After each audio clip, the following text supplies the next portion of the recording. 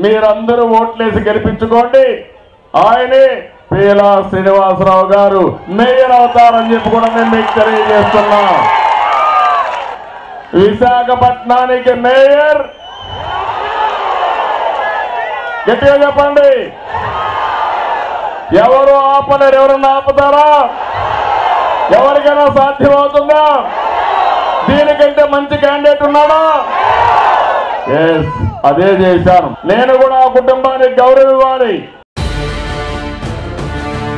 కొందరు వైఎస్ఆర్సీపీ కార్పొరేటర్లు తెలుగుదేశం జనసేన పార్టీల్లో చేరడం, కూటమి నేతలు అవిశ్వాస తీర్మానానికి రంగం సిద్ధం చేయడంతో ఎంతో కాలంగా ఎదురు చూస్తున్న తెలుగుదేశం పార్టీకి విశాఖ మేయర్ పీఠం వరించబోతోంది. ఈ హోదా Telugu Desam party floor leader Peela శ్రీనివాసరావుకే వరించనుందని విస్తృత ప్రచారం జరుగుతోంది. దీనికి తగ్గ సంఖ్యాబలాన్ని ఆ పార్టీ ఎప్పటికే సిద్ధం చేసింది. అధికార పార్టీ కూటమి ఎమ్మెల్యేలు, ఎంపీలు, ఎక్స్ అఫీషియో సభ్యులతో సహా తాజాగా కార్పొరేటర్లు కూటమి పార్టీలో 70 మంది ఉన్నారు. మేయర్ పీఠం దక్కించుకోవడానికి 60 మంది సభ్యులు ఉంటే చాలు. అయితే ఇప్పటికే వైఎస్ఆర్సీపీ కార్పొరేటర్లు కూటమిలో చేరడంతో అధికార కూటమికి 70 మంది సభ్యులున్నారని కూటమి నేతలు చెబుతున్నారు. ఇలా సంఖ్యాబలం పెరిగినప్పుడు ఎప్పటి నుంచో తెలుగుదేశం, జనసేన, బీజేపీ నేతలు ఆశిస్తున్న మేయర్, డిప్యూటీ మేయర్ స్థానాలను ఇప్పటికైనా దక్కించుకోవాలని రంగం సిద్ధం చేశారు.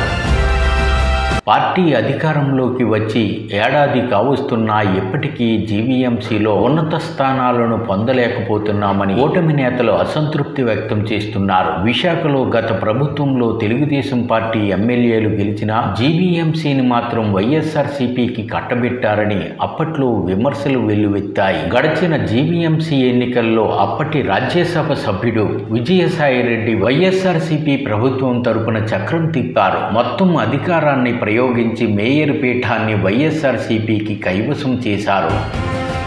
అప్పట్లో తెలుగుదేశం పార్టీకి మద్దతు ఇవ్వడం అంటే భయపడే రోజుల్లో అప్పటి విశాఖ తెలుగుదేశం పార్టీ మాజీ అధ్యక్షుడు పీలా శ్రీనివాసరావు పార్టీకి విశేషంగా తోడ్పాటు అందించారు. పార్టీ కష్టకాలంలో ఉండడంతో ఆయనే మేయర్ అభ్యర్థిగా పార్టీ అధిష్టానం ప్రకటించడంతో పీలా శ్రీనివాసరావు పార్టీ తరపున ఆర్థిక భారాన్ని కూడా భారీగానే భరించారు. ఆయన పార్టీ పిలుపు మేరకు అనేక ఉద్యమాలను విజయవంతం చేశారు. వైఎస్ఆర్సీపీ ప్రభుత్వం పీలా శ్రీనివాసరావుపై 8 కేసులు బనాయించింది. జీవీఎంసీ టీడీపీ ఫ్లోర్ లీడర్ గా ఉన్న ఆయనకు ఇప్పుడు మేయర్ అయ్యే ఛాన్స్ వచ్చింది. కూటమి ప్రభుత్వంపై మొగ్గు చూపి అనేక మంది కార్పొరేటర్లు వైఎస్ఆర్సీపీని ఖాళీ చేస్తున్నారు. దీంతో అధికార పార్టీకి మేయర్ అయ్యే ఛాన్స్ రానే వచ్చిందని కూటమి నేతలు సంతోషిస్తున్నారు.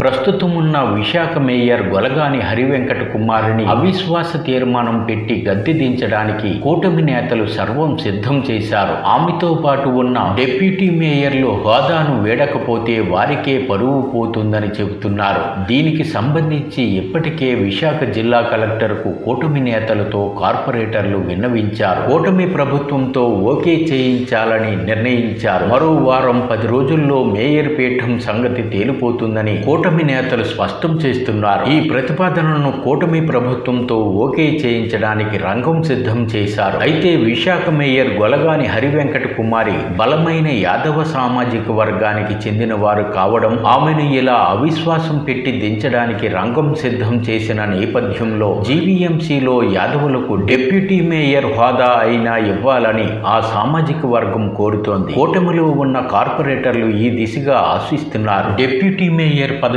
ఆశిస్తున్న వారిలో స్టాండింగ్ కమిటీ సభ్యుడు బొమ్మిడి రమణతో పాటు కార్పొరేటర్లు పల్లా శ్రీనివాస్, చిరంజీవి, గొలగాని మంగవేణి, మొల్లి హేమలత రేసులో ఉన్నట్లు ప్రచారం జరుగుతోంది.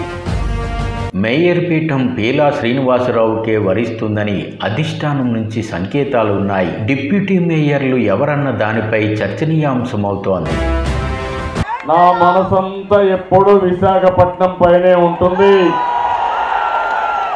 నేను నచ్చిన నగరం, నేను మెచ్చిన నగరం, నన్ను ఆశీస్సులు అందించిన నగరం ఈ విశాఖపట్నం. పీలా శ్రీనివాసరావు గారిని చెప్పాను, క్యాండిడేట్ చెప్పాను. వాళ్ళ కుటుంబం మీరు ఒక్కసారి చూస్తే వాళ్ళ తండ్రి పీలా మహాలక్ష్మి నాయుడు నాకు ఇప్పటికి కూడా జ్ఞాపకం. ఒక అచంచలమైన విశ్వాసంతో పార్టీలో ముందుకు పోయారు. 2 సార్లు ఆయన మండల పార్టీ అధ్యక్షుడయ్యాడు. ఎప్పుడు నేను వచ్చినా బ్రహ్మాండంగా చేసి పార్టీని పెంచి పోషించిన వ్యక్తి ఈ ప్రాంతంలో మహా లక్ష్మీనాయుడు గారు అని చెప్పి కూడా నేను మీకు తెలియజేస్తున్నా. అలాంటి తనయుడికి పార్టీని నమ్ముకున్నాడు. 87 నుంచి పార్టీలో యాక్టివ్గా ఉన్నాడు.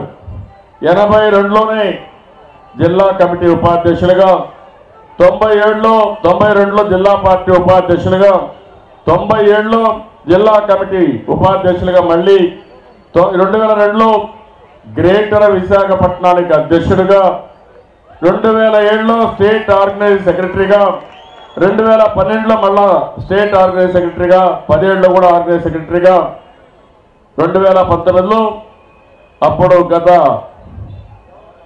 గవర్నర్ కార్పొరేషన్ చైర్మన్గా పనిచేసి ఇప్పుడు మీ దగ్గరకు వచ్చాడు. మీ ఆశీస్సుల కోసం.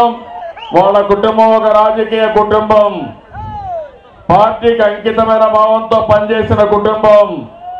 పార్టీ కూడా ఎప్పుడు వాళ్ళకు గుర్తింపు ఇవ్వాల్సిన అవసరం ఉంది. అందుకే నేను ఆలోచించాను, మీరందరూ ఓట్లేసి గెలిపించుకోండి, ఆయనే పీలా శ్రీనివాసరావు గారు మేయర్ అవుతారని చెప్పి కూడా నేను మీకు తెలియజేస్తున్నా. విశాఖపట్నానికి మేయర్ గట్టిగా చెప్పండి. ఎవరు ఆపలేరు. ఎవరన్నా ఆపుతారా? ఎవరికైనా సాధ్యమవుతుందా? దీనికంటే మంచి క్యాండిడేట్ ఉన్నాడా? అదే చేశాను. నేను కూడా ఆ కుటుంబానికి గౌరవం ఇవ్వాలి.